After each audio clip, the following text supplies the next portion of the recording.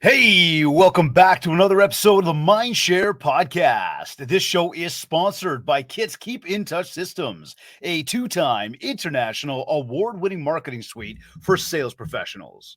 REM Real Estate Magazine, Canada's premier monthly magazine for real estate professionals. Or RIA, the Ontario Real Estate Association, Canada's largest provincial real estate association. And the ORCF, the Ontario Realtors Care Foundation, enabling and empowering realtors across Ontario to fundraise in support of shelter-related causes in the communities in which they live and work. You can learn more about all of our sponsors by visiting my site, mindshare101.com. And hey, while you're there, be sure to check out the details of our upcoming Mindshare Mastermind happening in Toronto on September 16th through the 18th. Look, we've got a speaker lineup which is absolutely loaded. This is not your run-of-the-mill, typical same old lineup you see at every conference. We're going deep on this one.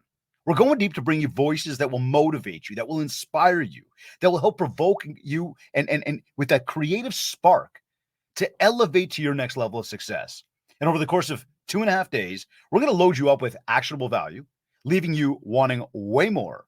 And the discussion, the problem solving, and the collaboration are going to be second to none. This is going to be powerful.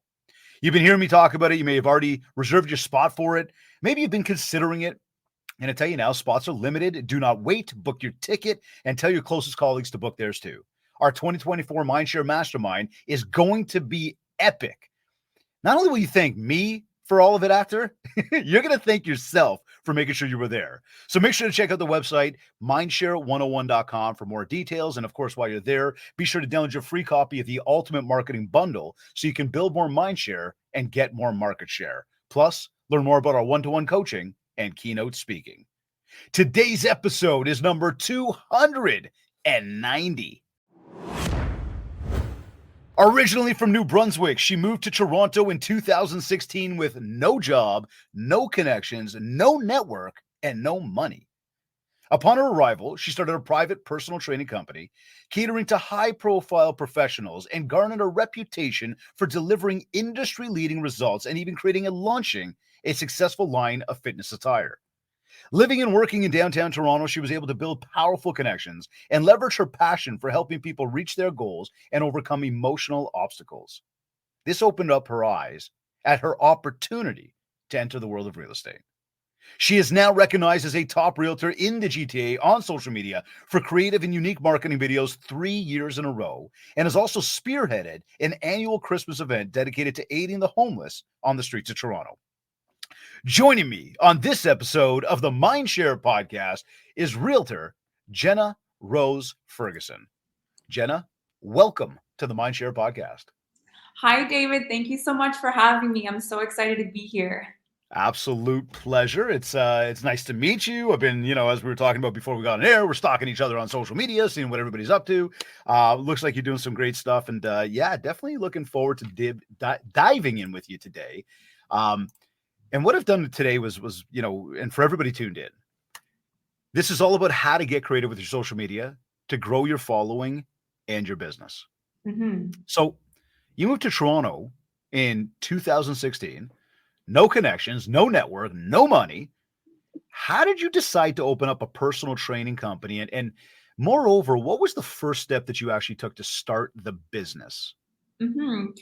Great question. So originally I was planning to go to university for fitness nutrition. I always had this dream that I wanted to open up my own little gym with a nutrition shop on the side. And so went to university, realized that school is not for me. So I started just training people in residence. And then, I flunked out the first year, and then I went back, started working in a gym.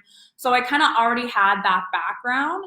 And so when I moved to Toronto, I had no idea I was going to tap back into the fitness industry.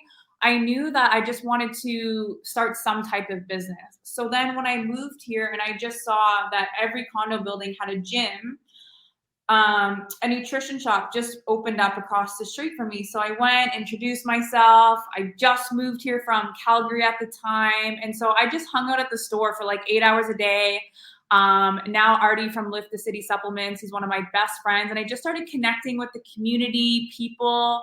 And then from there, it was kind of just a ripple effect. So really, I got a couple contacts. I started training them in their gym, in my gym, and then it was kind of like repeat referral type of thing. And that's kind of how I grew the business over the course of 3 years. And how long you were running it for 3 years, that one? Yep. Okay. Okay. So what was in doing that? And I know you said you hung out there, you started talking to people. Mhm. Anything beyond that? Like if I said to you, what was the trick to developing a consistent flow of business? Yeah, so I would say at this point, it was more or less when I met a few people in the store. I think I got like one client out of it, Yeah. and back then, social media was really just starting to pick up. Like, I don't even think stories were out at this point. So I was really old school. I printed off flyers. I went around City Place, Fort York. I just put them on posts, started talking to people. And then as you start meeting people, you start to figure out where the spots are to hang out, to meet people that had more money. So I started going to the Ritz. I started hanging out across the Starbucks in Yorkville, and so I just really started to connect people that way. And then it really just took one or two clients who really liked the training, that had wives or friends, and then I really just started to build it that way. So hold on, hanging out at the Ritz, hanging out at Starbucks, and we're gonna take this full circle back to real estate shortly here. Mhm. What does hanging out mean? Like you go buy a drink, you just sit there, or do you buy a drink and go talk to people? Yeah, so I just buy a drink. I pretend like I was doing work, but I was kind of just hanging out on like Kijiji or Facebook, doing outreach. And then I would just see people because I was going there every day. Because again, I didn't have a job, right? So I could hang out there for like 5 or 6 hours a day, and you would start to see the same people come in, or there's people sitting across from me with no headphones on, and then I would just start to like talk to them and say, hey, I just moved here.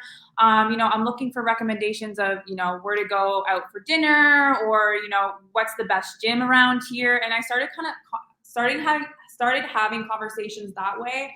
I would get them on Instagram, and then they would see, we're in fitness. And sometimes it wasn't even like that day that I'd bring up personal training. It would be more of like, okay, we kind of built a relationship there. You get them on Instagram. And then you started, building conversations that way, as well as even just joining like local running rooms, meeting people at the gym. So it was a lot of like cold prospecting in a way. Yeah, for real. I mean, like I'd be sitting there just having a drink, and you just walk up. You're like, "Hey, where can I go out tonight?" And it's like, Yeah. "Who are you?" But I guess as you start to see more people, constantly, like I'll tell you, we talk about this often when it comes to prospecting and meeting new people. Go to the gym. Gym, you see a lot of the same people, especially if you're going around the same time of the day on a regular basis. You'll start to see a lot of the same people, and at some point, it's going to be awkward not to say hello. And you start building connections. Now, as you were doing all this, were you starting to build up a contact list, or were you just kind of there? So I didn't have any type of systems or anything like that. At this point, I didn't really have any business background. It was more just pen and paper, on a little notebook that I still have. So, just getting contacts that way. Or if I met someone at Starbucks and I got their Instagram, I would save their page in a little folder, and, I would always follow up the next day. I was like, hey, thank you for that recommendation. It was so nice to meet you. And I don't know what it is, but anytime I told someone I just moved here from the East Coast, it was just such a good conversation starter. So I felt like people were coming from a place of like helping me.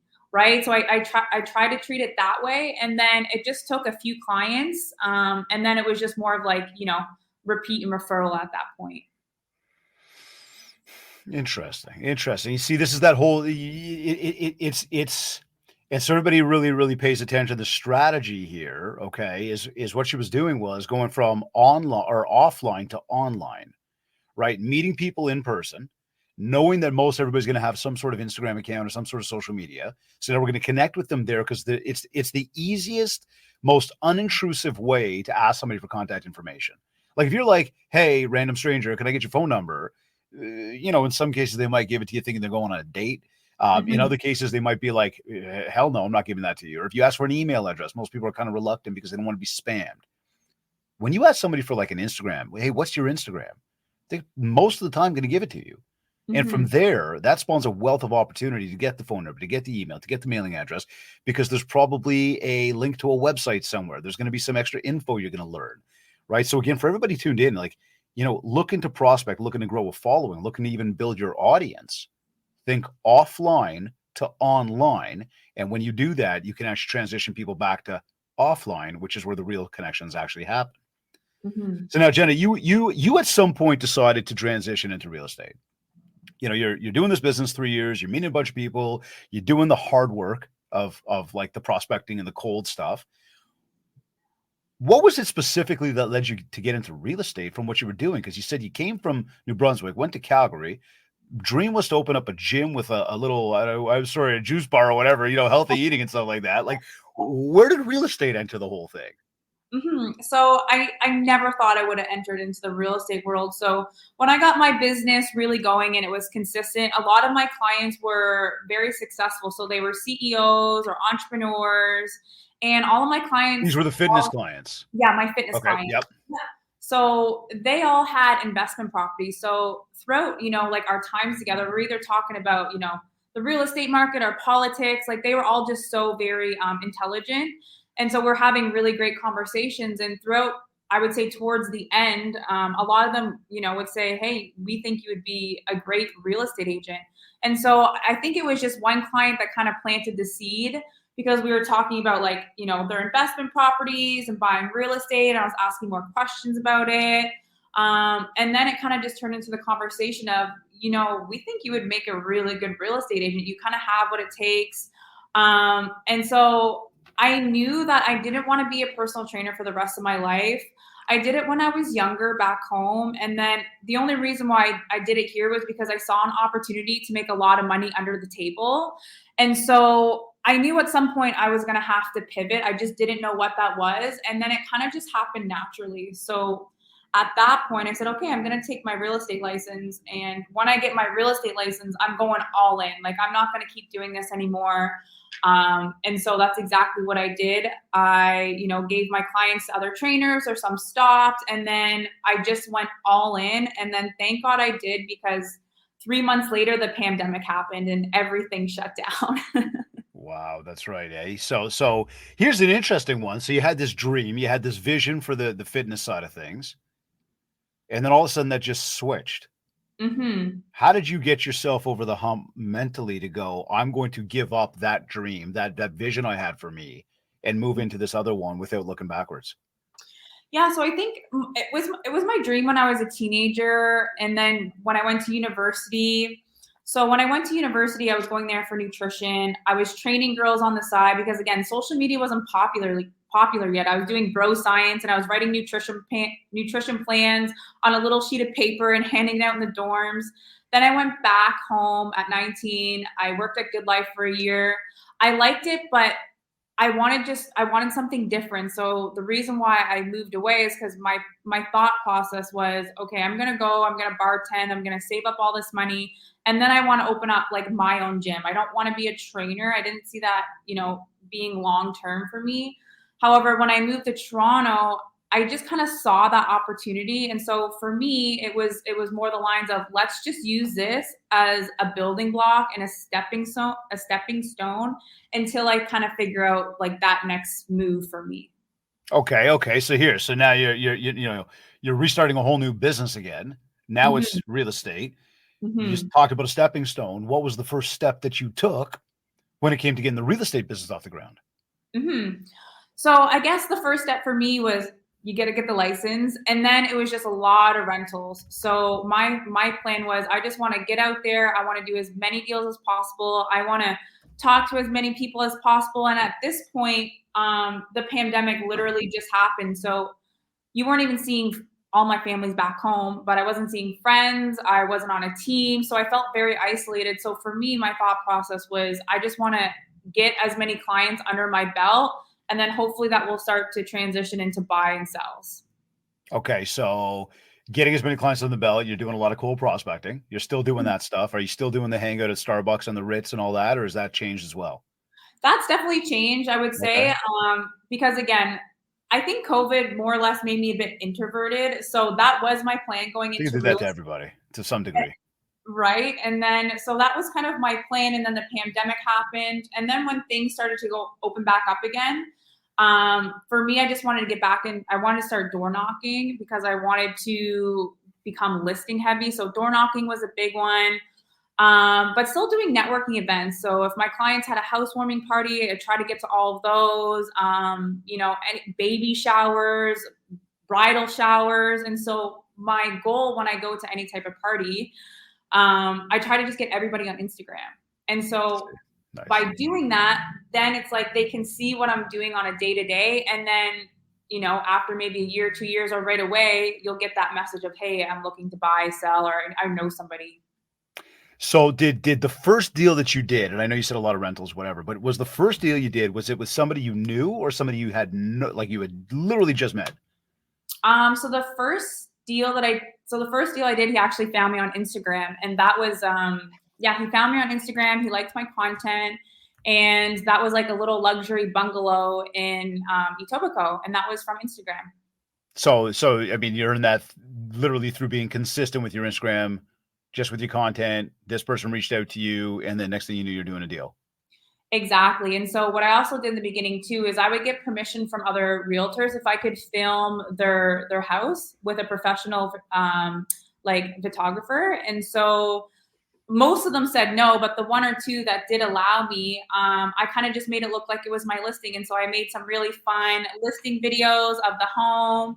And so I did that a few times. And I think that's where, he got the confidence thinking that, like this girl sells a lot of real estate. But in fact, they weren't my listings. I just made really cool, fun videos that were engaging that caught his attention.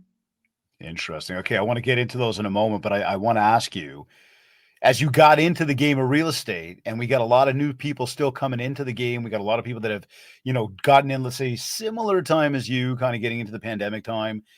What would you say outside of the pandemic itself and the impact that had on everything? But what was the biggest learning moment that you had right off the top of like your brand new adventure into this game of real estate?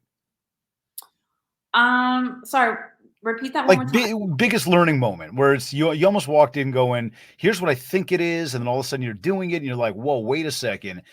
Here's what what really hit home for me, that light bulb moment that almost goes, hey, this is what you need to know in order to be successful. Mm-hmm. So I think my biggest light bulb was my brokerage is very much don't reinvent the wheel. You have to talk to people, reach out at least 33 times.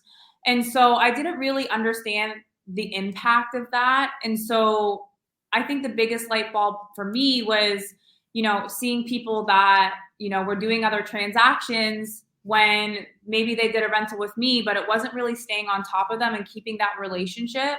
So I think the biggest light bulb again was really just being consistent with like your nurtures, your outreach in your database, and making sure that you're top of mind because there are so many realtors. And if you're not consistently building that relationship, even when the transaction is finished, you might lose them to somebody else. Love that. Real important point right there, Jen. And I love the fact that you actually realized that pretty early.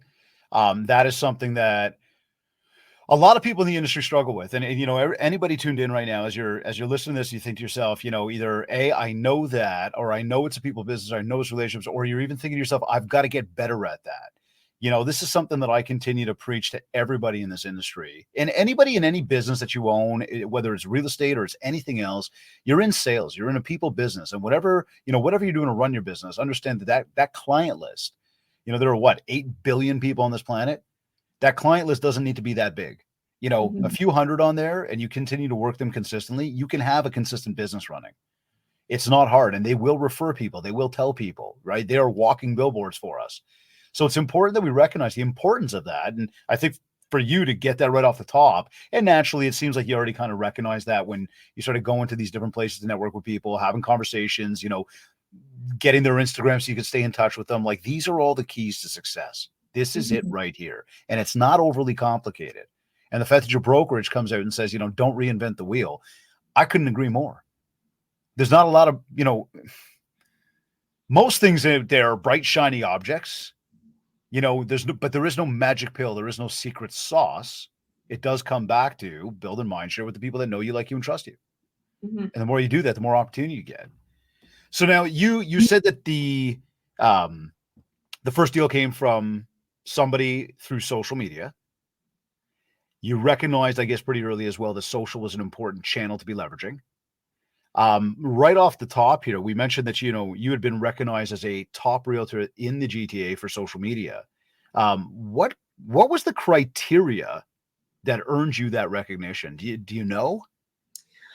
So I think it's a couple things. So I think like before real estate, I was into influencing and I was doing the personal training. I was doing like PR packages for companies and things like that. So I was already started to have and build that experience with social media, marketing, creating all of that stuff. But then when I went into real estate, I actually had to make a transition. So before my Instagram, personal trainer, fitness, I was a bikini model. So I built a following off of that. And so when I went into real estate, I really had to change my look online because at the time I didn't really understand that. But, being a 25-year-old personal trainer with like bikini pictures here and there, it's like, that's just a different type of audience. So coming into real estate, I thought that I could still do that. I still thought I could be the sexy model and be the realtor. But I quickly realized that, I mean, in Toronto, anyways, if we were in California, sure. But in the Toronto market, people just don't take you seriously, especially if you're, a young woman. You really kind of have to change that. So I built my following through the fitness, through the influencing. And then when I got into real estate, I deleted like 500-600 photos. I took a lot of things down. And then I recognized that, okay, if I can build it that way, I can do the same with real estate. And so then I just started to get really creative. I started making funny videos or, maybe having a little like sexy, flirty videos, but still appropriate. Again, just to attract engagement. And then kind of from there, I think it had, again, that ripple effect of, I was doing things that were more creative and funny where people at that point were still, welcome to 123 Main Street. For me, I'm like, let's put on a Santa suit. It's Christmas time. We have a listing video, dress up as Santa Claus and bring me my Christmas present. Right. So things like that, I think just got a lot more engagement. And I think that was how I think that's how I got noticed through that. So okay, you just mentioned about the Santa suit. You mentioned about what you recognize there, and I think some good observations as well around what's going to attract my audience. So in fact, I was having a conversation with somebody about that yesterday, and the question came up of do you believe culture is really that important? And I responded by saying, well, culture of what? And really, the depth of the conversation was very much around the culture that you bring to the table of who you are and how are you attracting other people that have a similar culture already, have some like-mindedness to one another. I love my Harley. Other people that love their Harley, there's something to talk about. I love hockey. I love baseball. So, being able to talk about those, I got my family. So by sharing and expressing that type of content, I'm going to attract people that have similar likes, similar interests, similar hobbies, and there's a like-mindedness there to create a culture. And that's, again, all about recognizing who is our main audience. Excuse me there. So, question. As we talk about that, how do you come up with those different content ideas? Like thinking through about the Santa outfit, which you just mentioned, or anything else you got going on. Because again, doing some friendly stalking on Insta before we got online together, looking at what you're posting, I think a lot of people come up with this question around, or maybe even a roadblock for themselves around the content, the ideas. Mm-hmm. How do you come up with the ideas you come up with? Like, I guess there's the first part of the question, because I'm going to take us through now, and I really want to answer this question about how to get creative with social media, so everybody here can leverage this conversation today. But again, I guess that first question is, how do you come up with your content ideas? Mm-hmm. So honestly, I bring around a little book that I have because I can get ideas at any point. I find I'm on the road a lot, so sometimes I'll just be drifting and I'll come up with the ideas that way. And it might hold on. You're driving along, you start just drifting and start writing down, like, it sounds dangerous. No, I mean, I'll just be driving and you're kind of just long hours on the road, so you're thinking of things, right? Or you're kind of on autopilot. So I do carry around a book where when I do think of ideas that will just randomly come in my head, I just jot them down. I find I can be more creative at nighttime as well. I find that's when I'll get like the juices going. And then sometimes if I just need ideas, I'll go on social media, I'll see what's trending, and then I'll kind of just try to make it my own. If it's around a holiday, then sometimes I'll really just sit there and try to think what would be relevant to this listing video. So again, I think it's just a little mix of things, but I do carry around pen and paper, and I'll just jot down ideas as I kind of go along. Or if I don't have any listing videos or something, I'll see something online, or I'll see a movie, or I'll see a trending song, and then I'll just jot it down for the future. Okay, so you keep it in a book. I used to do the same thing. I had this like little black book, and I'd write everything down, and then like I'd start using certain ideas, but then not using other ideas. Then I'd get to another page and another page, and I'd look back and I'd be like, oh, there was ideas back there that I didn't use. How do you keep all of the ideas organized? Because it's one thing to write them down. It's another thing to actually keep them organized in a way where you can go back to them and like get back in that creative spirit that you initially had when you wrote them down. Mm-hmm. I would love to tell you that I'm organized, but I am so unorganized. I feel like half the time I'm a hot mess. But yeah, I think it's just again kind of just figuring out what feels right and maybe what would be, you know, the most relevant like in today's world. But there's also been times too, like I have made videos that I either kind of forgot to post or life got too busy, and then I kind of go back and I look at those videos and I'm like, I don't think that's relevant to me anymore, or the market's changed, or I don't want to post that. So all of my ideas don't come, you know, through, don't come online. I would say, you know, sometimes things happen, or I'm just not really interested in that like idea anymore. So I think it's just kind of, yeah, I just kind of go with the flow a little bit. Okay. So then, you know, you've got this book, and you decide you're going to go ahead and start to create some content. How often are you actually sitting down to create content? Is it, you know, once a week, once a month? Are you batch creating? Is this stuff daily? Like Mhm. content ideas are there. It's another thing to actually produce the stuff. Yeah, so I've been really consistent the last couple years. I will be honest and say the last few months, I've just been extremely busy, and I haven't really had the time to sit down and make all the content that I would normally do. But yeah, that's usually how I would do it. I would, you know, maybe once every 2 weeks, I'll take like a full day, you know, and I'll create content. Now, again, because I'm usually coming up with ideas like throughout the few weeks or whatnot, then it's like, okay, I have a media day. We're going to do 8 hours, and then everything is kind of all planned out, like my scripts, my outfits, the locations. But to have a day like that where I can make like 10 videos, it's usually about like, I would say 3 to 4 weeks of planning the content. And then if I have a media day booked and I'm still, you know, short on some ideas, then I will just sit there and I'll try to get the juices flowing that way as well. Got it. So sometimes or oftentimes, pardon me, it's actually a batch creation Mm-hmm. where you're going to sit down for like an entire day and just rip out like 10, 12 videos, Yeah. and then have those ready to put out over the period of what, 3, 4 weeks kind of thing. Yeah, or even usually about like I would say like two months, because I'll have like my professional videos that I'll do back for my media day, so a couple every month, and then I'll just mix in some.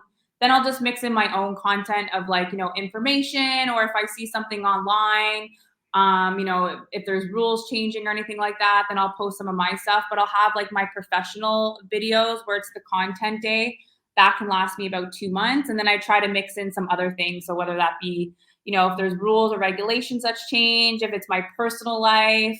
That's one thing I also too I've been really big on is I just don't want to be that realtor where you come on my page and it's you know, all my sold and just listeds. I want you to see my life. You know, I want you to know my personality, my lifestyle. So again, it's just not just buys and sells. You know, it's funny. I saw there was a video you put up. Maybe it was a picture. I don't remember, but you put something up recently. You were sitting at a patio having a drink, or maybe it was in the morning or something like that. And there was a shot glass, and I picked up on the shot glass in the initial post. And it was funny. I just chuckled. Like it doesn't bother me. I don't care. Right. And Yeah. then I just looked at it.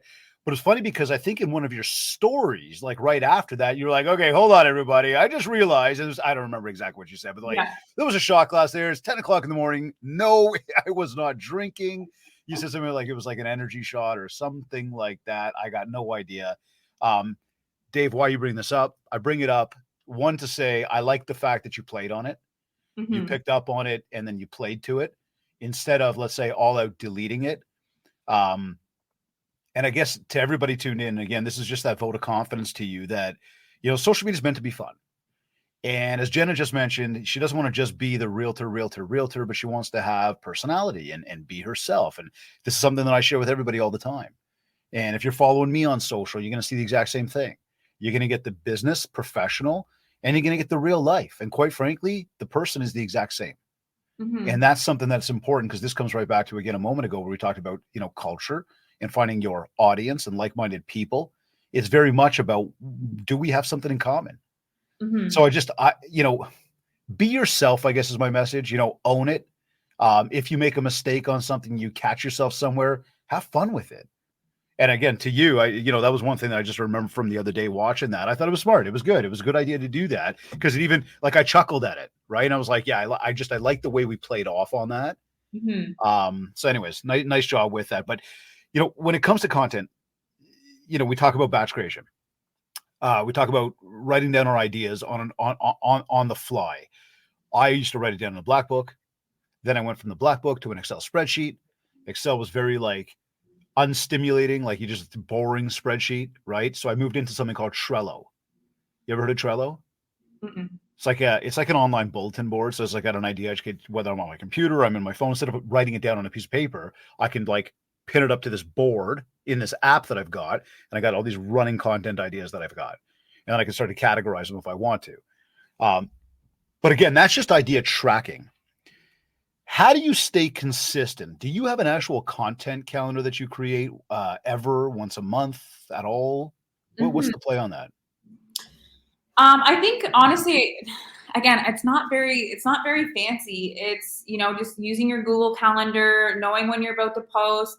Again, with my feed content, I have been less consistent this year. I've just been extremely busy. I just made a transition onto a team, so I'm really just focusing on working on the business, but I still have my story content. So I've been doing house tour Thursdays every Thursday for the last 4 years consistently. So I think my followers can still, get that consistency and still get to see the houses and things like that. But before, over the last like few years, yeah, it would just be okay. I'm gonna do content like this day, this month, and then I'll have kind of like a spreadsheet of like when I'm gonna post it type of thing. But it's really not anything fancy. I don't use a whole bunch of apps. I'll put it on my Google Calendar, or sometimes I kind of forget about the video. I'm like, oh, I gotta post that, and I'll put it on. So I don't really have the best systems in place for that. I wish I did, but it's more just okay. I'm gonna do batch content this day, and I know it's gonna last me 2 months. And then again, throughout that 2 months, if I see something online that's trending or a new rule that just came, then I'll just throw that into the mix as well. Gotcha. Okay. Now, I would say you seem to have found your consistency and your ease with it to post. And obviously, you did mention a moment ago being real busy. It's kind of gotten you away from a little bit of that. To anybody, again, everybody tuned in right now, and you're thinking, okay, so batch create, write down my content ideas. I asked about the content counter because that would be my suggestion to anybody as a next step, is create that. Now, I'm with you though. It doesn't have to be big and fancy. Mine actually does reside in an Excel spreadsheet where I've got, Monday, Tuesday, Wednesday, Thursday, just these columns. And then Mm-hmm. there's the, how frequently are we posting in a day? We typically post 2 to 3 times a day, let's say. What kind of posts are they? Is it a video? Is it a promotion? Is it a good news story? Is it, a podcast, something? Like, what are we posting? So we'll have some specific types of content that's going to go out at specific days. And now it just starts to almost become robotic, automatic. Now we Mm-hmm. shift and we shake every month. We're looking at that and going, what's working, what's not working. Mm-hmm. But again, to you and to anybody else, I'd say, having that type of spreadsheet is going to be real simple to just keep you going and keep you consistent with those efforts. Because again, you seem to have done something right to be able to grow a business based on this channel. Mm-hmm. And I guess I would also say too, sorry to cut you Yeah, off there. yeah, no, I think it's not overcomplicating it. So maybe starting off with one thing that you can be consistent. So for me, it was my house tour Thursdays. I told myself every Thursday I'm going to post on my story of this house. and I have to do it every single Thursday. So I guess for me, that's always been very consistent. And then you can build up from there. So I Mhm. would say with my stories, I'm posting every day. Again, there's no formula. If I know I'm going to a really cool house, maybe I'll get there 20 minutes early, I'll film it. And I kind of treat it that way. With the feed posts, I think you can have a bit more structure, but I think just starting off with that one piece of content that you can commit to. And then once you have that as a habit, then you can start off with maybe posting, twice a week or 3 times a week or whatever that may be. No, it's great. The great point. Absolutely. And we call that staple content, right? I like that piece of advice very much. Now, in terms of time that you scroll in a day, do you have a specific time of day or specific, amount of time in a day that you spend, engaging with other people, that you spend going through your social media in a day, or are you just kind of randomly on there like most of the world is? So I did have a little bit of a system back in the day. So I would try to spend probably 2 hours in the morning, and that would just be following new people, commenting, liking, sharing things. And again, I kind of mentioned earlier, if I gave someone my Instagram, I would keep a little folder. So what I used to do in the beginning was I would type in, Toronto business girls or Toronto CEO, and I would go and I'd follow these girls and I'd keep them in a little folder, as creepy as that is. And I started to build relationships that way. So I started following them, commenting on their photos. Now I only did this with females because if I did that with men, they would probably get, different ideas in their head. And this built such great relationships. So I was doing that consistently for a couple years. And I had some instant gratification where, after a couple months of doing that, I had, someone ask me to list their place. It was a buy and a sell. And now I'm just seeing it happen, 4 years later. Someone just sent me a referral for a buy. And that was from when she asked how I knew this person. I'm like, oh, we're just Instagram friends, like never really met her. And she was just like, oh, wow. Right. So it's within a few years later, I'm still just starting to see that. But again, I will be honest and say the last like 6 months this year, I've just been kind of running all over the place and not focusing on it as much. But that's something I do need to get back with because I think it can be super powerful. Okay, right off that, because you've said that about 3 times, and I know that we started off by saying you won 3 years in a row or something like that for rewards on social. Why has it not been consistent? Is it because business has been picking up? I think, yeah, business has picked up and I've just been doing a lot of door knocking. Okay. And so I've just been kind of filling my plate with that. I think that's been the Seeing biggest better, one. are we seeing better results from the door knock than we are from the social? Um, no, not really. There's definitely more on social. Again, for me, I'm just trying to get more listings right now. Okay. And again, not the most organized person, but there is a lot of benefit from the social media. The social Okay. media is nice is because again, like you can just build relationships without leaving your house, right? And so again, I think that's super powerful. So when we talk about getting our content to reach a wider audience, what tricks could you give anybody today? Any advice right now when it comes to that? Definitely utilizing the hashtags, making sure you're tagging the location. So if you're trying to pick up people in Cambridge or something like that, maybe hashtagging that location or going into different businesses. That's also something I've done. Going into local businesses, and then if you can ask them if you can shoot some free content for them, and then you're posting in that location. So I think that's a great way to expand your audience if you're trying to get in different locations. Okay, cool. Yeah, no, I like that. So hashtagging, tags. It's really a lot about tagging, which is going to get Hmm. us further out there, and then obviously, collaborating with other businesses who have their own audiences, other people. Hmm. Even like you and I are doing right now. My Hmm. audience now gets to see you. Your audience gets to see me.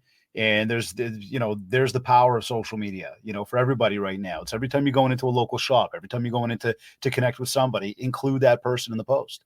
Include them. They will reshare, and now you're getting wider. Absolutely. I think collaboration is huge, right? Even just making content with your mortgage broker or your lawyer, or maybe Right. maybe it's within your brokerage, but they're in a different location or they're on the opposite end of the city type of thing, right? So I think collaboration is also a great way to expand your audience. Now, what about so like just going specific to video? You are, You've done a lot of it. You do a lot of it. Are you recording yourself? I know you mentioned media day. Is that obviously hiring a team? What's just the, sort of when it comes to, I want to put a video out there, Mhm. explain the process to me or us. Mhm. So again, I feel like I live a lot. I would say 50% of it I live in the moment, and then 50% of it is planned. So I would say for sure every day I'm at least posting on my stories. So if I'm, Yeah. if I'm showing some really cool houses, or if rules or regulations have changed, or even if I've made mistakes. So sometimes I'll come on here and be like, listen, this is how I lost a client, this is what I did. And I think people really love that because it's super authentic. You don't have realtors coming on and saying, this is what I messed up, this is how I lost this client, type of thing. And so again, sometimes I'll just live in the moment. If it's, I'm having a really cool day, or if I had a really cool conversation, or if a client asked me a question that I thought was beneficial to share with people online, I'll just hop on my story and say, hey, I was just talking to my client and he asked about, uh, you know, first time home buying or something like that, right? I'll come on the story and I'll share that with people. You can make polls, you can make quizzes, so then people are engaging with you, and then your Mhm. story views go up, and then you can just have more conversations with people. So now, stories is one thing. Is we're being real raw when we do that, just recording right on there. When it Yep. comes to the other videos that you create, is there a Mhm. particular program that you use to edit your videos, or do you send that off to somebody? Yeah, so for my professional videos, I have someone who edits it, and then if I'm going to do it myself, I use this kind of app called VN. So that's similar to InstaShot. I know a lot of people know of InstaShot. So that's when you can kind of edit everything on your phone and make it super simple. Cool. Now, if you're recording your own video, you're editing your own video, then you're posting it. What kind of time does that usually take you? Ooh, that could really depend on the post. I could spend Right. anywhere from 30 minutes to 2.5 hours. So it Okay. really just depends what I'm posting. If it's a, simple house tour, that could be, 30 minutes to an hour. If it's new, rules or regulations that come out, then that could take me a little bit more time, because now I also have to research a bit more. So it really can just depend what content I find. If it's information, that will take me a little bit longer, because I want to really make sure that I have all my ducks in order and everything makes sense, opposed to like if it's just personal content, or something like that. Okay. So wait, you've spent, let's just call it 2 hours putting a video together, and now it's time to share it out. You share it out. How do you gauge whether the 2 hours you just spent doing this were actually worth it based on the results you got over here? And what, like, is it views? Is it likes? Is it engagement? Is it Mhm. direct business? Or is it like, I don't even look at that. I post it and then I go back to work for the rest of my day. And then I come up with more content and just keep putting it out. I know some people really do track their insights and things like that. For me, I don't try to get too stuck up on it, because I used to before. Like, your information videos most of the time don't get as much views as maybe some of the other flashy stuff. But again, I have a lot of my past clients on there and friends and people that I'm building businesses with. So long as they're seeing that, and again, you can post it on your story and then you can go down and see who's seeing it. When I see that a lot of my clients or people that I'm nurturing or trying to get as clients are seeing that, then that makes me feel good. I don't need 20,000 views on a video for it to be successful. Would that be nice? Yes. But if the people that are seeing it, are the ones that are important to me, I think that's great. And then if you can pick up a few extras along the way, then, I think that's amazing. Gotcha. No, I like that. So what would you say to anybody who's scared to get on video here in 2024? I would say just do it. I think a lot of people get stuck up in their heads of, being scared or being judged. But the one thing with video is that you can retake it as many times as possible. For me, I was comfortable on camera, but when I got into real estate and started talking about first time home buying and land transfer, oh my God, I was so nervous. But again, you can just film it as many times as possible until you get one that feels good for you, and then just post it. Because most of the times people don't really care about that stuff. It's just doing it consistently, and then eventually it just becomes second nature, like anything. I couldn't agree more. Now you mentioned door knocking. Love hearing that. Love hearing that. I know so many people that just don't want to. And I'll tell you that 96% of people asked say they do not do it. Of the 4% who do it, 99% of them say they see business from it. So, a little vote of confidence to you that you're doing it. Keep it up, whether you're getting the results or not, because most realtors aren't, but most who do get a lot of business. It works. Now, to that, do you make phone calls every day? Yeah, I would say, well, pretty much a few days a week for sure. Do I do it every single day? No. But a few times a week for sure. And that's like checking calls, follow-up calls from open houses or door knocking. I would love for it to be every single day. But again, I feel like some days you just get caught up with showings and you're on the road all the time. But a few days a week for sure. Absolutely. You have to. What about sending a newsletter? Do you send a newsletter out? So I used to send a newsletter out every month, and I found that my audience, anyways, they were just unsubscribing. So what I do now is I send out an email 4 times out of the year, so once every quarter, and I try to make it a little bit more fun. So I'll do like a summer free guide, a winter free guide, and I'll just tag what's going on, that season, and then at the bottom, I'll put a little real estate blurb, but I found that had way more engagement than my monthly newsletters. Gotcha. Now, I guess when it sort of keeping on that. So what I'm doing right now is I'm looking at, we brought up the topic of social. We've talked about social and video. You mentioned that you did a lot of cold prospecting of just literally networking with people and getting out there in front of people, and that you still do that. We talked about door knocking. We've just said that, at least a few times a week, you're making the phone calls. And as you just said, incredibly important. So we're leveraging a number of different channels to get out there in front of people. Obviously, we just talked to the newsletter briefly. And what I'm trying to help everybody understand, and audience talking to you right now, saying, it's not just social, right? In order to make the social come alive, we have to do the other connection points. Right. Sometimes those connection points are actually what spark us to get on social with somebody. Sometimes it initiates from social, but then it's got to be taken. Now it's from online. It's got to go offline. And that's really where you're starting to it seems like you're really having your success in real estate. And I feel like that's most of it. Like, again, there are, I would say probably 60% of it is I'm meeting people in person, and then I'm getting them on Instagram. So, Right. People that come through my open house, I see their first and last name. After the open house, I'll try to find them on Instagram. I'll get them there. And then that rest of the 30% is me just adding people on Instagram that live in Toronto or live in Mississauga and building relationships that way. I find both are great. However, if you do meet someone first in person and then you can nurture them on social media, I find that's way more natural. But I think both are great. Both are great, whichever way you decide. So on the social media front here, what's the one thing that you feel just everybody needs to know about social media? Is there anything in particular that you might say, know this or do that? I mean, and I might just preface that for you and make a suggestion here that talks to likes, views, what the results look like. What would you say?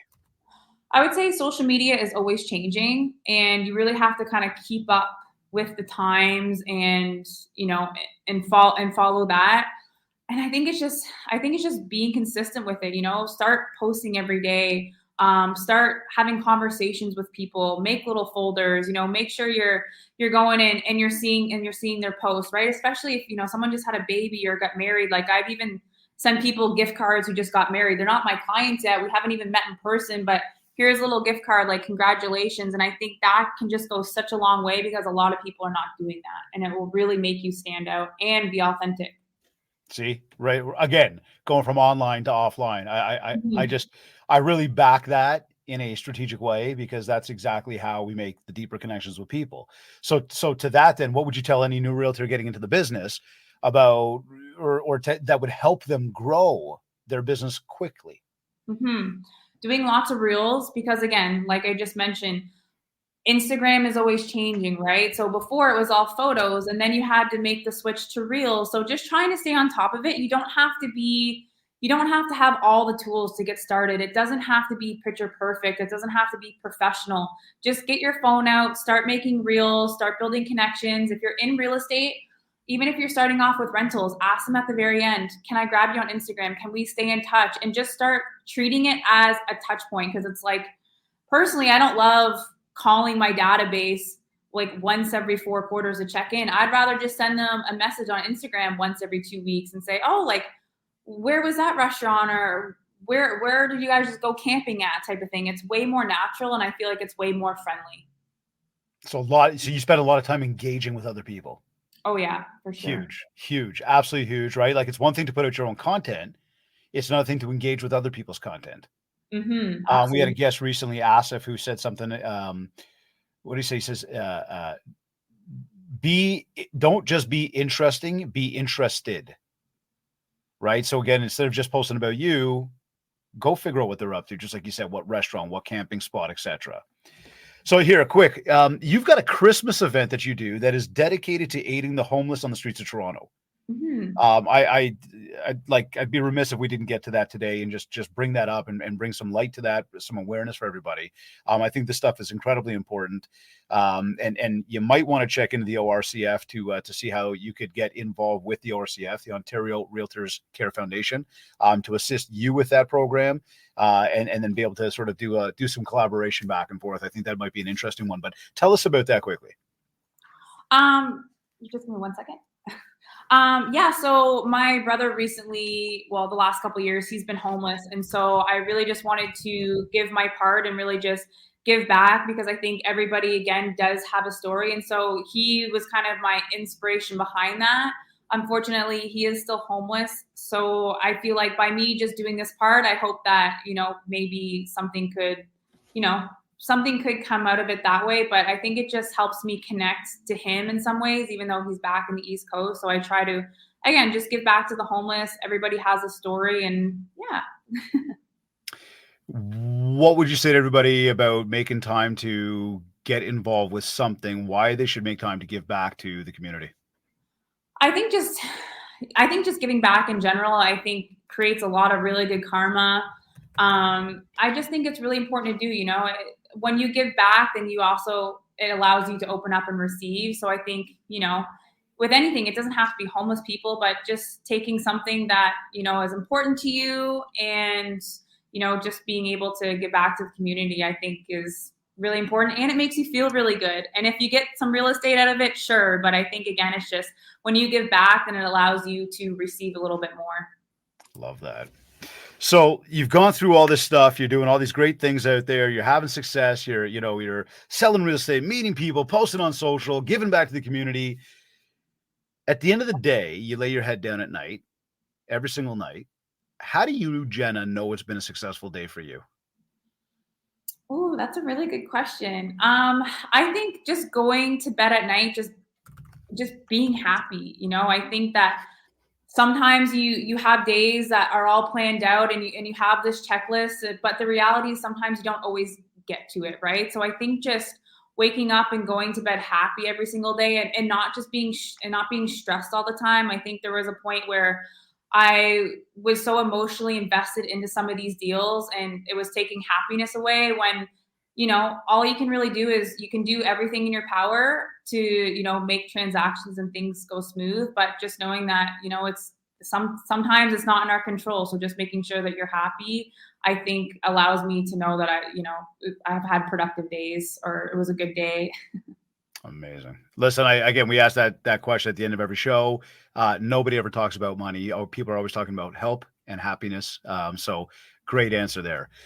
Jenna, final words. First, where can people find you on social? They can find me at jenna.rose.realty. Perfect. Check her out on social media. Get a sense of why we brought her on today to talk about how to get creative with your social media to grow your following and your business. Jenna, some final words you want to share with everybody to get out there to build more mind share so they can get more market share? Yeah, I would say, don't get stuck up in your head. Everyone is just trying to do their best. And I think if you really just want to make it in real estate, just block out all the noise and just focus on being consistent and building relationships. Very awesome. Jenna, an absolute pleasure having you today on the Mindshare podcast. We want to thank you for making the time. I want to wish you all the best of luck going forward. Definitely, let's keep stalking each other online. Lots of fun. We'll stay in touch and keep connecting. But again, thank you very much for making the time today. Thank you so much for having me. It's been a pleasure. You're either listening to this on one of your favorite podcast platforms. Maybe you went to my website, mindshare101.com. Remember, while you're there, be sure to check out the details for our upcoming Mindshare Mastermind and download your free copy of the Ultimate Marketing Bundle so you can build more mindshare to earn more market share. For all inquiries, just get in touch with us today. Of course, don't forget to leave a review of this podcast at ratethispodcast.com/mindshare101. Whether you're on an iPhone, on an Android, whatever you're on, you can connect through this link right here, ratethispodcast.com/mindshare101 to leave us a big 5 stars and a nice little review. We'd be super, super grateful as always. And if we haven't yet, connect with me on Facebook at Mindshare101 and on Facebook and TikTok at Mindshare101 and on Instagram at David Greenspan 101. Need to take a quick moment here to say thank you, a big thank you to REM Magazine, OREA, the Ontario Real Estate Association, and the ORCF, the Ontario Realtors Care Foundation, for sponsoring the Mindshare podcast. Of course, a big thank you to Kits as well. This has been another episode of the Mindshare podcast. Thank you for tuning in.